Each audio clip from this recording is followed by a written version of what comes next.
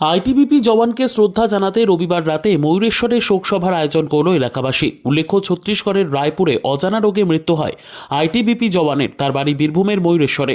গত বছর জানুয়ারি মাসে 15ই আগস্ট রাতে এক অজানা রোগে আক্রান্ত হয় ওই জওয়ান, আর তারপর তাকে রায়পুর হাসপাতালে ভর্তি করা হয়। ঠিক তারপর গত 2রা সেপ্টেম্বর রাতে তার মৃত্যু হয়েছে ছত্তিশগড়ে। ওই আইটিবিপি জওয়ানের নাম রনিত পাত্র, বয়স আনুমানিক 30 বছর। তবে গত রবিবার রাতে অর্থাৎ 3রা ফেব্রুয়ারি রাতে ময়ূরেশ্বরের কুল বয়েজ ক্লাবের সদস্যরা মিলে ওই আইটিবিপি জওয়ানকে শ্রদ্ধা জানাতে মোমবাতি জ্বালিয়ে শোক সভা পালন করলেন।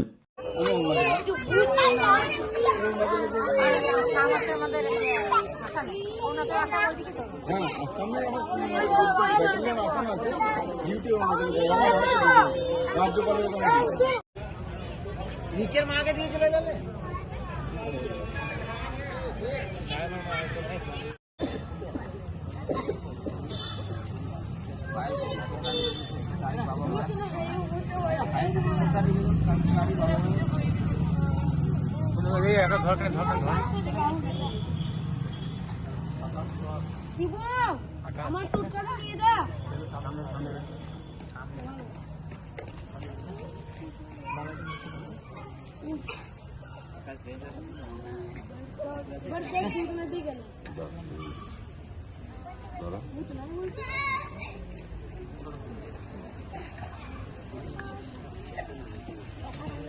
সর এবার সাইডে সর সর সর সর।